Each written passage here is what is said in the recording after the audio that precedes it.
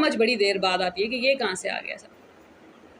قال له صاحبه, اب اس کا دوست واپس بات کر رہا ہے کسی اور دن, اسی دن واپس جھگڑا وگڑا نہیں ہو رہا. وهو يحاول, ایک دن وہ بات کر رہے تھے, اس کے دوست نے کہا اکفرت بالذی, کیا تم اس سے انکاری ہو گئے ہو, خلقک, جس نے تمہیں پیدا کیا ہے, من تراب, مٹی سے, ثم من نطفۃ, پھر نطفے سے, ثم سواک رجلا, پھر تمہیں تراش خراش کے پورا آدمی انسان بنایا, اسی سے انکار کر دیا.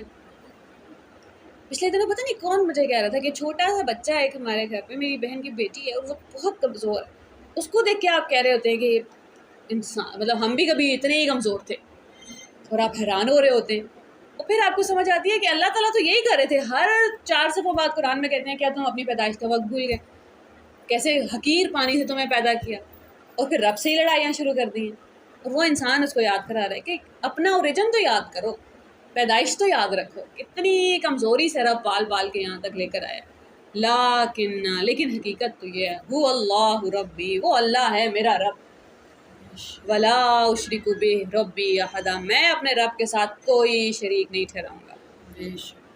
ہم شروع میں جب شرک کی بات کر رہے تھے نا, میری پچھلے دنوں ایک پرنسپل سے بات ہو رہی تھی, اور میں نے ٹیچرز کے لیے ایک پروگرام ارینج کیا تھا, اور میں نے انہیں بولتے بولتے بول دیا کہ لاسٹ پوائنٹ یہ ہے کہ شرک نہیں کرنا.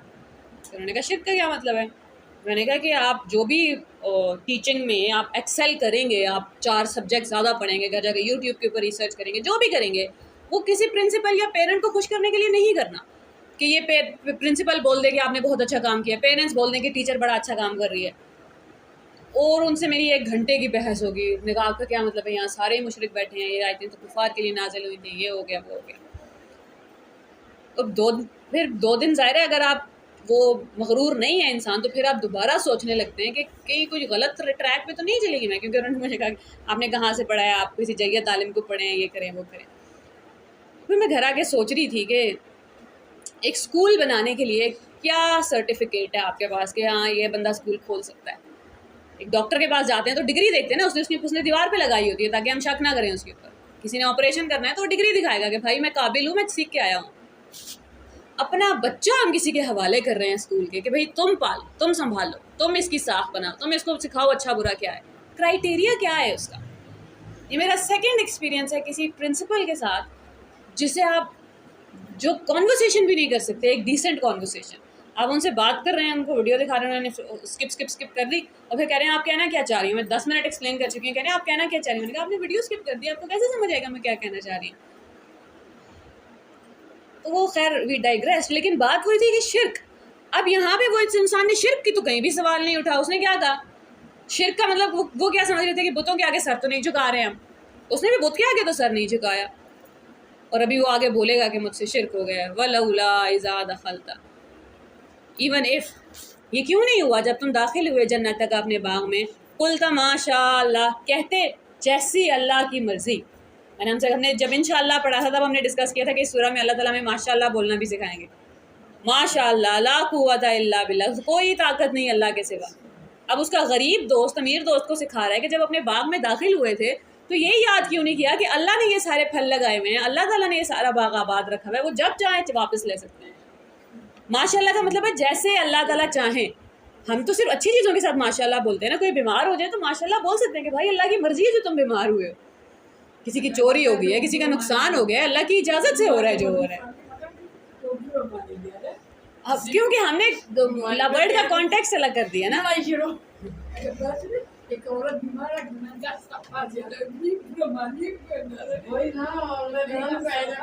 آپ نے کیا بولا تھا, استغفار. اچھا استغفار زیادہ پڑھا کرو. کسی کو نہیں کرنا, لوگ کہتے ہیں اپنے آپ کو بہت بھجن سمجھتی ہو, ہم استغفار پڑھیں, ہم سے کون سے گناہ ہو گئے. حالانکہ استغفار کی اللہ تعالیٰ نے کتنی بتائی کہ بس نعمت ہی نعمتیں, فراغی فراغی. رسول اللہ صلی اللہ علیہ وسلم خود فرماتے تھے کہ میں دن میں 100 بار معافی مانگتا ہوں, صبح شام معافی مانگتا ہوں اللہ تعالیٰ سے. رات کو سونے سے پہلے بالکل ایسے ہی, توفیق باللہ. بالکل ہم کوئی بھی ذکر کرتے ہیں, چھوٹی سے چھوٹی کام بھی, لیکن یہ ذکر کرنا ایک اللہ تعالیٰ کی بہت بڑی نعمت ہے. تو وہ جب اللہ تعالیٰ کو دیتے ہیں نا پھر آپ کرتے ہیں, ورنہ ایک وقت ہوتا ہے کہ آپ چند بار بھی نہیں استغفار پڑھ سکتے, اور جب اللہ کا حکم آ جاتا ہے پھر آپ ہزاروں دفعہ پڑھیں. درود شریف کے لیے بھی ایسا ہی ہے, ورنہ زبان رک جاتی ہے, پھر بھول جاتے ہیں. اتنا مشکل لیکن لگتا ہے ان معاملے میں ان معاملات میں انسان اپنے آپ سے لڑ نہیں سکتا کہ میں پڑھوں, مجھے اللہ نے توفیق دی ہے, توفیق مانگی. مانگ سکتا ہے کہ اللہ مجھے, کوئی اللہ کے آگے فریاد لگائے, اللہ جی مجھے توفیق دے. جی وہ کہتے ہیں نا پریشانی اپنے آپ سے بات چیت ہے کہ یہ ہو گیا, دعا اللہ سے بات چیت ہے کہ یہ ہو گیا. تو یا تو آپ شک کی بنیاد پہ زندگی آگے بسر کر لیں کہ پتہ نہیں کیا ہوگا, یا ایمان کی بنیاد پہ کہ اللہ سنبھال لیں گے. تو دو الگ الگ طریقے ہیں نا زندگی گزارنے کے. آپ ایک بار اللہ سے کہہ کرنے لگیں گے, آپ کیا بڑے بھی کریں گے. مانگنے سے ہوتا ہے سب چیز. ان تارانی, اگر تم یہ دیکھتے ہو انا اقل من کا کہ میں تم سے کم تر ہوں پیسوں میں, مالن و والدا, اور اولاد بھی میرے پاس نہیں ہے, تو کیا ہو گیا, ماشاء اللہ میرے لیے بھی جیسی اللہ کی مرضی, ولا قوت الا باللہ, اس کے سوا تو کوئی طاقت ہے ہی نہیں.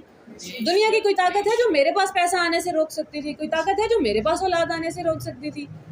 اس کی ساری طاقتیں ہیں, اس نے فیصلہ کیا ہے کہ تمہیں دونوں باغ دے دینے ہیں, تمہیں اولاد بھی دے دینی, تمہیں مزدور کام کرنے کے لیے بھی دے دینا, جیسی اس کی مرضی. اب ہوا کیا ہے, اب اس کی غربت نہیں, اس کو ہو سکتا تھا نا اپوزٹ بھی ہو سکتا تھا, کبھی کبھی غریب کا بھی ایمان چلا جاتا ہے کہ اچھا اللہ نے اس کو سب دے دیا, مجھے کیوں نہیں دیا. لیکن یہاں اس سٹوری میں یہ نہیں ہوا. فآثار, اور بھی امید ہے کہ میرا رب یعنی خیرا من جنتی کا, تمہارے ان باغوں سے زیادہ بہتر باغ دے دے مجھے. اس کے خزانوں میں تو کمی نہیں ہے, ساری طاقتیں ہی اس کی ہیں. وَيُرْسِلَ عَلَيْهَا حُسْبَانًا مِّنَ السَّمَاءِ, اور ہو سکتا ہے کہ تمہارے باغ کے اوپر آسمان سے ایسی بجلی چمکے جس کی وجہ سے تمہارے باغ میں آگ لگ جائے.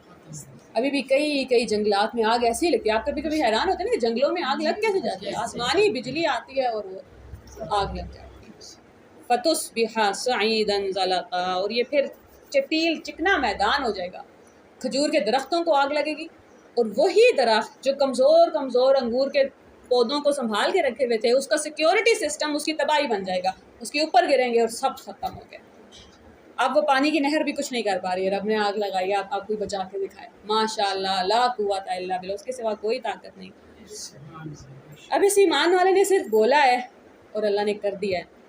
او یصبح ماؤها غورا, یا یہ ہو سکتا ہے کہ اللہ تعالیٰ تمہارا سارا پانی زمین میں کھینچ لے. اور میرے دماغ میں فوراً آتا ہے کہ ہم جانتے ہیں اڈیالہ والی سائڈ میں, مطلب اس طرح نہیں لیکن سمجھانے کے لیے کہ ہم جانتے ہیں کہ بورنگ وغیرہ کا پانی آتا ہی نہیں ہے وہاں پہ, وہ بالکل کہتے ہیں گہرائی میں چلا گیا. تو وہ اس کو ڈرا رہا ہے کہ اگر نہروں کا پانی تمہارا اللہ تعالیٰ کھینچ لیں تو کدھر جاؤ گے. فَلَن تَسْتَطِيعَ لَهُ طَلَبًا, کدھر پانی ڈھونڈتے پھرو گے, پانی کہاں سے نکال کے لے آؤ گے اپنا. ہوا کیا ہے, وہ انسان اپنی طاقت پہ, اپنے باغوں پہ بھروسہ کرنے لگ گیا تھا. اس نے شرک فی التوکل کیا ہے, شرک فی المحبت کیا ہے, شرک فی الرعب کیا ہے. محبت اللہ سے زیادہ اس سے باغ سے ہوتی ہے, بھروسہ اللہ کی ذات سے زیادہ اس کمائی پہ ہو گیا جو باغ سے آ رہا ہے. مرعوب وہ اپنے جاہو جلال سے ہو گئے, اللہ کے جاہو جلال سے مرعوب نہیں. شرک کسے کہتے ہیں, برابری پہ آ جائیں آپ کے کوئی, اللہ کی محبت کے برابر کوئی محبت آ نہیں سکتی. کسی چیز سے obsessed ہو جائیں کہ یہی چاہیے, چاہے وہ اولاد کی نوکری ہے یا شادی ہے یا اولاد کی اولاد ہے یا کچھ بھی ہے. نہ یا اللہ, جیسے آپ کی مرضی. جس دن دل اپنی مرضی کے باوجود ہم چھوڑ دیں نا کہ اے آدم کی اولاد, ایک تیری چاہت ہے اور ایک میری چاہت ہے, اپنی چاہت آپ کسی دن سرنڈر کر دیں, اللہ تعالیٰ ایسے زخم بھرتے ہیں سارے دل کے, ایسا دل کو چین آتا ہے, آپ کو لگتا ہے یہ ساری زندگی میں نے دھوکے میں گزار دی, جس چیز کے بغیر ہم زندہ رہنے کا سوچ بھی نہیں سکتے تھے. لگ رہا تھا کہ یہ جینا حرام ہوا ہے, نیند نہیں آ رہی, سانس نہیں آ رہی, تکلیف ہی تکلیف ہے. اللہ تعالیٰ کے لیے بس رب کا حکم آیا اور آپ نے کہا اللہ آج آپ کے لیے جانے دیا, اور پھر رب تھام لیتا ہے. ابھی عید آ رہی ہے نا, قربانی کی عید. ابراہیم علیہ السلام سے اللہ تعالیٰ نے جانور نہیں مانگا تھا, جو چیز سب سے پیاری ہے وہ قربان کر دو. اب ہمیں دیکھنا ہوگا اس قربانی کی عید پہ کہ جو چیز ہمیں سب سے پیاری ہے نا, وہ ایک دعا, وہ ایک خواہشیں ہی ہیں جنہوں نے انسان کو خوار کیا ہوا ہے. نمرہ احمد کہا کرتی ہیں کہ ہمیں اصل میں چیزوں سے بھی اتنی محبت نہیں ہے جن کی ان کے ملنے کی خواہش سے ہے. تو مل گئے تو صفر ہو جاتی ہیں, پھر اگلی چیز چاہیے. تو وہ چیز جو ہمیں کوئی ایک ایسی عادت ہے جو ہمیں پتہ ہے کہ اللہ تعالیٰ کو بڑی ناپسند ہے, جیسے کہ تانا دینا تو اتنا عام ہو گیا ہے کہ بس وہی انسانے پہ دیتے رہتے ہیں تانا نا بس بنا دیے نا، بات بنا دی ہے کہ میں نے بات ہی کی ہے. میں نے بھی نوٹس یہ کیا نہیں سوچنا اگلے بندے کے دل میں کیا، دل پہ کیا گزری ہے، کیا سوچ رہا ہے وہ. اسی لیے اللہ تعالیٰ نے کہا وَيْلٌ لِكُلِّ the worst kinds of calamity has happened. اس سے برا کچھ ہو نہیں سکتا.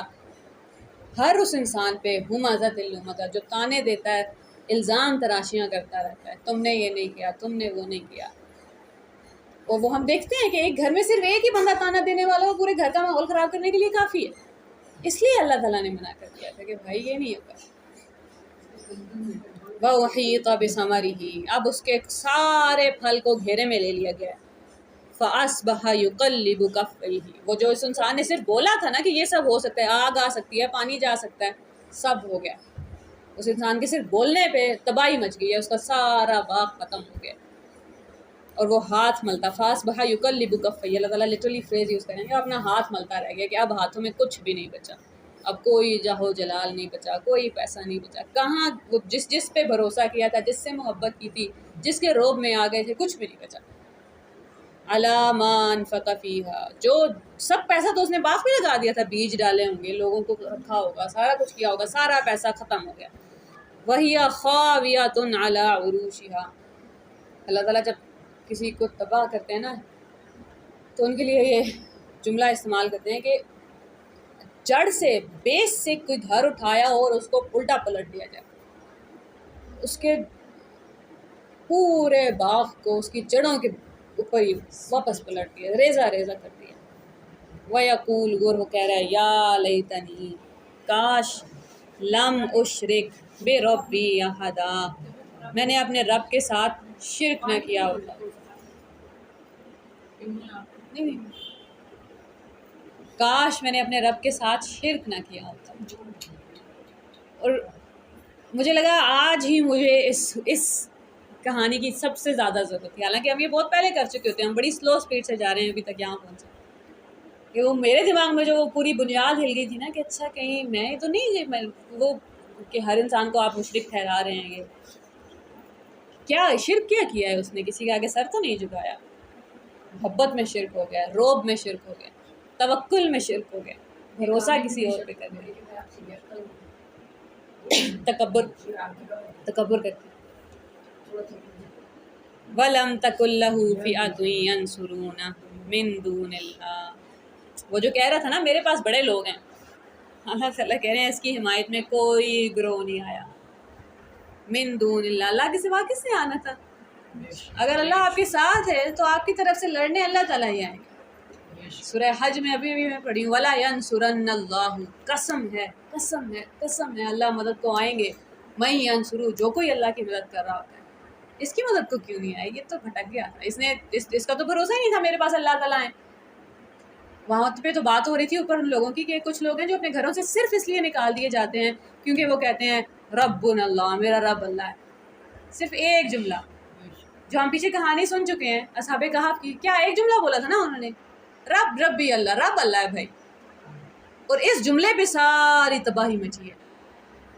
24ویں سپارے کی آیت ہے جہاں اللہ تعالیٰ کہتے ہیں بے شک وہ لوگ جو کہتے ہیں ربنا اللہ، ہمارا رب اللہ ہے، اور ڈٹ جاتے ہیں، ثم استقاموا پھر کھڑے رہتے ہیں، پھر ہلتے نہیں ہیں اپنی جگہ سے. ربی اللہ کا مطلب کیا؟ حکم اللہ کا مانوں گا.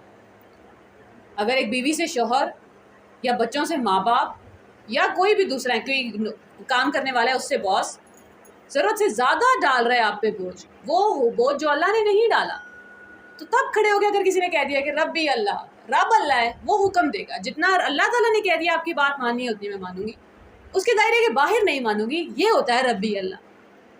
پالنے والا رب ہے مجھے، آپ مجھے دھمکا نہیں سکتے کہ نوکری سے نکال دوں گا، طلاق دے دوں گا، بچوں کو گھر سے نکال دیں گے. پالنے والا رب ہے، پرورش کرنے والا رب ہے، وہ آپ کو کہاں سے کہاں اسٹیجز سے اسٹیجز پہ پہنچا دیتے.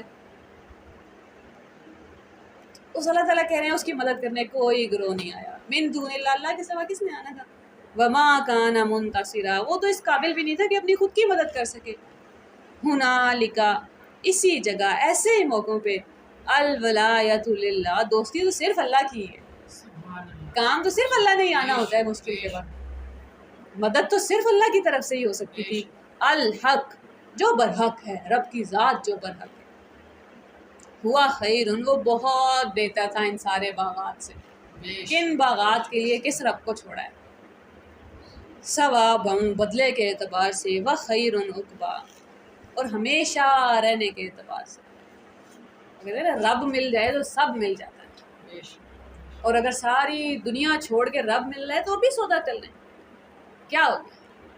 اللہ تعالیٰ جب مل جاتے ہیں نا تو آپ کو ایسا سنبھالنا ہے، پھر رسوا نہیں ہونے. اللہ تعالیٰ کی شان کے خلاف ہے، پھر آرمیز کیسے نہیں آئیں گی آپ کا دفاع کر رہے ہیں. ہمیں لگ رہا ہوتا ہے کہ یہ ایک سہارا چھوٹا تو کیا ہو جائے گا، اور اللہ تعالیٰ کہتے ہیں کہ یا عبادی الذین آمنوا ان ارضی واسعہ، میری زمین بڑی وسیع ہے. تمہیں کیا لگا یہ گھر آخری، یہ نوکری آخری، یہ باغ آخری؟ تو ایسے، اور میری زمین تو بڑی وسیع ہے. فَإِيَّايَ فَاعْبُدُونِ، اس لیے صرف میری ہی عبادت کرنا. دیکھنا، بندہ کسی اور کے نہیں بن جانا، غلام کسی اور کے نہیں ہو جانا.